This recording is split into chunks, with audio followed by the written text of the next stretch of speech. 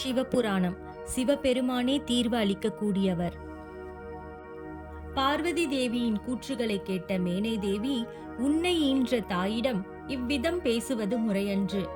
மன வாழ்க்கைக்குப் பின் தன்னுடைய மகளின் வாழ்நாளில் இன்பத்துடன் வாழ வேண்டும் என்பது தாயாரின் விருப்பமாகும்.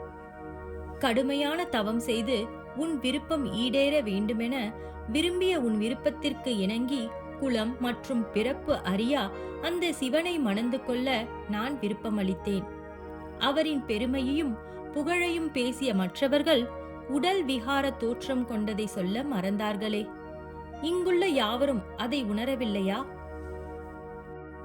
மேனையின் கூற்றுகளை கேட்ட அனைவரும், உலகை சிருஷ்டித்த எம்பெருமான் இம்மண விழாவில் மிகுந்த எழிலுடன் காட்சியளிக்கும் எம்பெருமானின் உருவத் தோற்றத்தில் எவ்விதமான குறைபாடும் இல்லையே என மேனையின் பதியான இமவான் மன்னனுக்கு பார்வதியும் கூறினார்கள். இருப்பினும் அவர்களின் கூற்றுகளை ஏற்றுக்கொள்ளாத மேனை தேவி இத்திருமணம் நடைபெறக்கூடாது என வலுவாக கூறினார். மேனை தேவியின் கூற்றுகளிலிருந்து அவரின் மனதில் ஏற்பட்ட மாற்றத்திற்கான காரணத்தை உணர்ந்த நாரதர், இவ்விதமான சங்கடத்திற்கு காரணமான சிவபெருமானே தீர்வு அளிக்கக்கூடியவர். மணமகன் அலங்காரத்தில் இருந்து சிவபெருமானை காண நாரதர் விரைந்தார். தேவர்களின் மத்தியில் மும்மூர்த்திகளில் ஒருவரான சிவபெருமானை கண்ட நாரதர் திருமணத்தில் ஏற்பட்டுள்ள தடையையும் மேனை தேவியின் மனதில் ஏற்பட்டுள்ள மாற்றத்தையும் பற்றியும் எல்லாம் உணர்ந்தவரான சிவபெருமானிடம் கூறினார். நாரதர் சிவபெருமானிடம், இது என்ன திருவிளையாடல் எம்பெருமானே? அனைவருக்கும் அழகாக காட்சியளிக்கும் தாங்கள் ஏன் பார்வதியின் தாயான மேனை தேவிக்கு மட்டும் விகாரமாக காட்சியளிக்கின்றீர்கள்?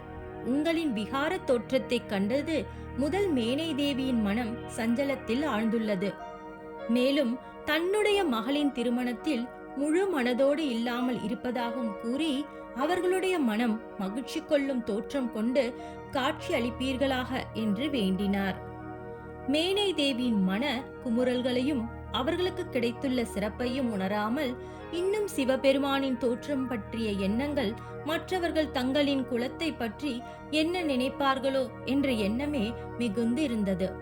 என் மகளை அந்த ஆண்டியான சிவன் மணப்பதா என புலம்பிக் கொண்டிருந்தார் மேனை தேவி.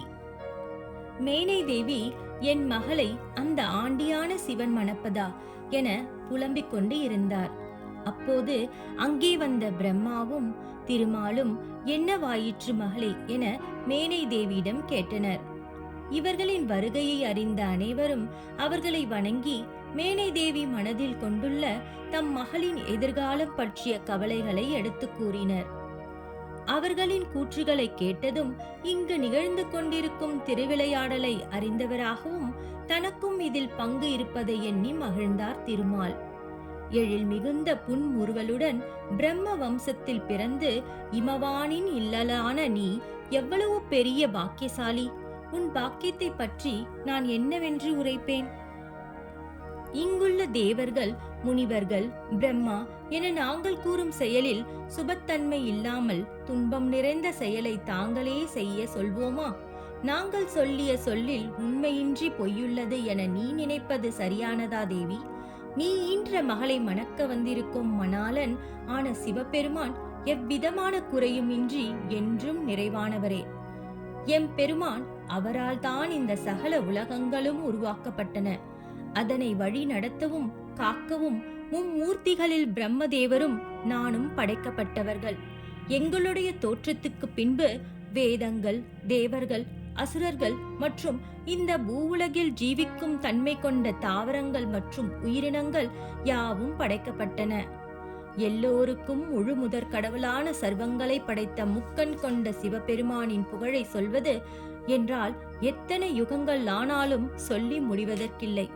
ஒரு சிறிய விதையிலிருந்து விருட்சம் தோண்டி உண்டாகும்.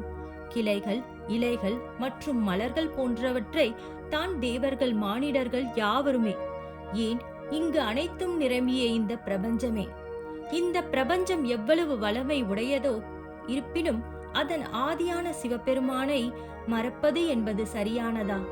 இங்கு பிரபஞ்சத்தின் ஆதியும் அந்தமும் முடிவில்லாத சிவபெருமானே இருப்பார்.